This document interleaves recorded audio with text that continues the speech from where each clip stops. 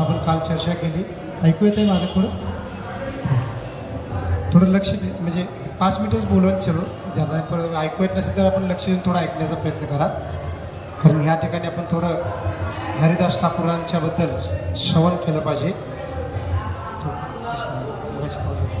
हरे कृष्ण. तर आपण जे समोर पाहतो ते हरिदास ठाकूरांच्या समाधीचं ठिकाण आहे. तर काल आपण सिद्ध बकुल या ठिकाणी गेलो होतो, ज्या ठिकाणी हरिदास ठाकूर राहत होते. चैतन्य महाप्रभू त्यांना रोज भेटायचे. आणि काल आपण चर्चा केली की मग हरिदास ठाकूरांजींना जेव्हा जाणीव होते की चैतन्य महाप्रभू आपली लीला पूर्ण करणार आहे, तेव्हा हरिदास ठाकूर त्यांना विनंती करतात की तुमच्या अगोदर मी ध्येय त्यागू इच्छितो. आणि मग महाप्रभूच्या कृपेने हरिदास ठाकूर ध्येय त्यागतात. आणि मग चैतन्य महाप्रभू त्या ध्येयाला, हरिदास ठाकूरांच्या ध्येयाला आपल्या दोन्ही हातामध्ये घेऊन भक्तांच्या सोबत कीर्तन करत, नृत्य करत कुठे घेऊन येतात? या ठिकाणी घेऊन येतात. मग हे अंतर जादा नाही. आपण आता ज्या मार्गाने आलो त्याच्याच पुढे जाऊन मग पुढं सिद्ध बकुल येतं. मग तिकडून चैतन्य महाप्रभू इथे घेऊन आले हरिदास ठाकूरजींना. आणि आत्ता आपल्याला जे बिल्डिंग दिसत आहेत आणि पुढेच बीच आहे आणि मध्ये रोड पण आहे. आपण जे रिक्षानं आलो तो रोड इथं मधनंच गेलेला आहे. तर त्यावेळेला हे रोड नव्हते, तेव्हा पूर्ण हा बीचचाच भाग होता. समुद्राने हे जे आता बसलेलं आहे हे पण एक वालुमय प्रदेशच होता. आणि भगवंतानी मग समुद्राच्या किनारी इथंच हरिदास ठाकूरांना काय केलेलं आहे? स्नान घातलेलं आहे त्यांच्या शरीराला. आणि शरीराला स्नान करून मग या ठिकाणी जी समाधी पाहिलं इथंच चैतन्य महाप्रभू त्यांच्या पार्षदांनी मग वाहूच्या ठिकाणी वाहू काढून एक खड्डा बनवला. आणि त्या ठिकाणी मग हरिदास ठाकूरचं जे शरीर आहे ते खाली ठेवलं. आणि त्यांच्या शरीरासोबत मग काही ठेवले? जगन्नाथजींचा जो हार असतो, जगन्नाथला घातला तो प्रसाद हार त्यांच्या शरीरावर ठेवला गेला.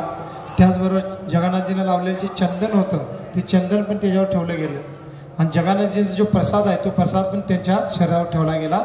आणि त्यानंतर मग सर्वात पहिला चैतन्य महाप्रभूंनी मग काय केली? माती टाकली. आणि सर्व भक्तांनी मग माती टाकून त्यांना समाधिस्थ केलं. ते हे ठिकाण आहे मूळ.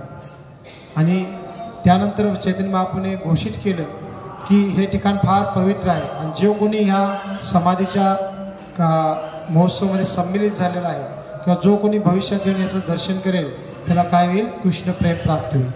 एवढंच नाही तर मग ह्या समुद्रामध्ये स्नान हरिदास ठाकूरांच्या शरीराला केलेलं असल्यामुळे चैतन्य महाप्रभू तेव्हा घोषित करतात की आजपासून हे समुद्र जे आहे या भागातलं हे फार श्रेष्ठ तीर्थक्षेत्र बनलेलं आहे.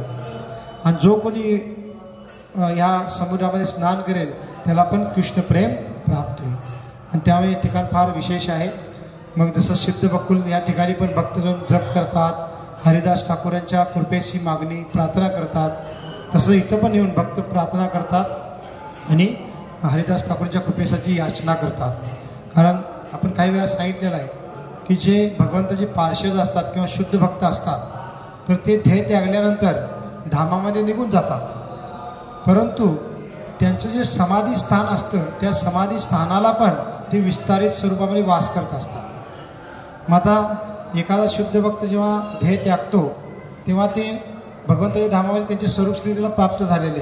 म्हणजे एखादे भक्त आहेत ते भगवंताच्या धामामध्ये गोपसखा असतील किंवा गोपी असतील, गायी असेल, एखादं वृक्ष असू शकतात किंवा वयस्कर गोप, काही त्यांची स्वरूपस्थिती असेल तर त्या स्वरूपस्थितीला ते आत्मा प्राप्त करतात धामामध्ये.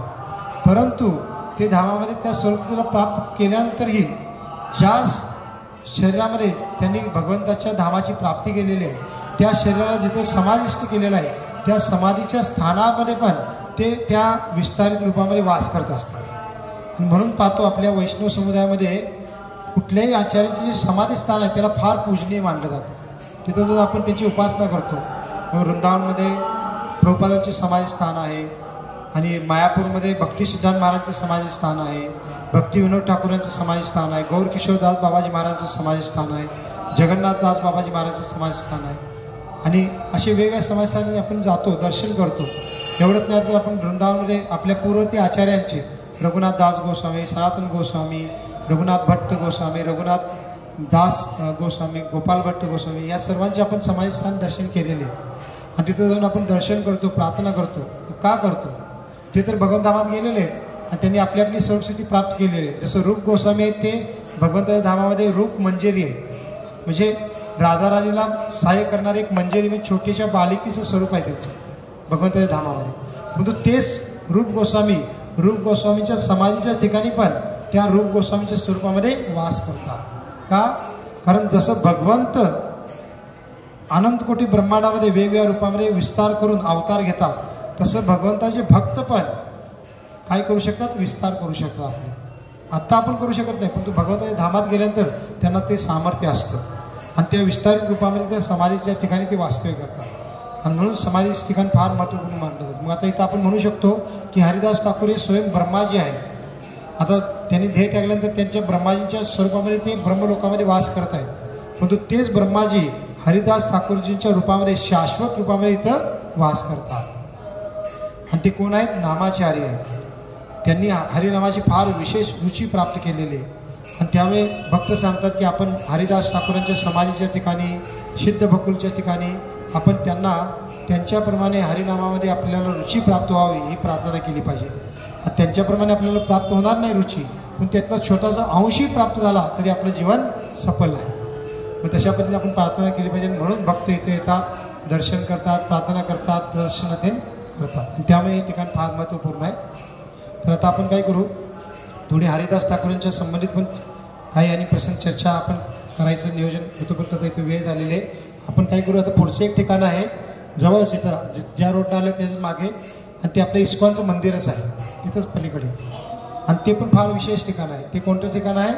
ते भक्ती विनोद ठाकूरांचं भजन कुटीर आहे. जसं आपण चटकपट पर्वतावर गेलो तिथं कोणाचं ठिकाण होतं? भक्ती सिद्धांत महाराजांचं भजन कुटीर. ते तिथं काही कालावधीसाठी राहून त्यांनी भजन केलं होतं. तसंच भक्ती विनोद ठाकूर जे भक्ती सिद्धांत महाराजांचे वडील होते, जे जिल्हा मॅजिस्ट्रेट होते, त्यांनी या ठिकाणी काही कालावधीसाठी भजन केलेलं आहे. मग तेच ठिकाण इस्कॉनला पुन्हा मिळालं आणि त्या ठिकाणी आता इस्कॉनचं मंदिर आहे इथं जगन्नाथपुरीमध्ये. तर आपण आता इथूनच जाऊ मागे आणि त्या मंदिरामध्ये दर्शन करून तिथं बसून एक 15-20 मिनटं आपण हरिदास ठाकूर आणि भक्तिविनोद ठाकूरांच्याबद्दल थोडी चर्चा करू आणि त्याच्यानंतर मग स्नानासाठी आपण निघू. ठीक आहे? हरे कृष्ण. श्री नामाचार्य हरिदास ठाकूर जी की. तर सर्वांनी 1-2 मिनटं डोळे बंद करून हात जोडून नामाचार्य हरिदास ठाकूरजींना इथं प्रार्थना करा.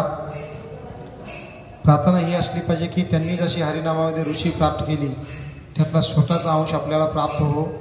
कारण हरिनामाशिवाय या भौतिक जगामध्ये आपल्याला काही आश्रय नाही आहे. हरिनामाच्या कृपेनेच आपण या सर्व भौतिक क्लेशातून मुक्त होऊन भगवंताची प्राप्ती करू शकतो, कृष्ण प्रेम प्राप्त करू शकतो. आणि त्यासाठी आपण हरिदास ठाकूरजींना प्रार्थना करा.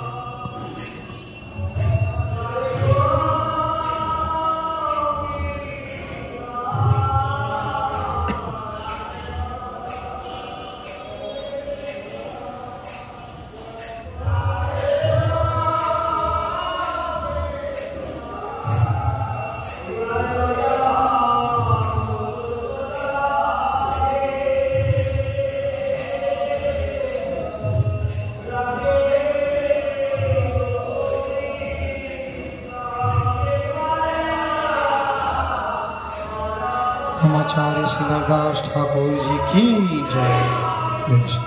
ठीक आहे, आता उठून आपण परत बाहेर जाऊन आपल्या डाव्या हाताला वायाचं आहे. हां,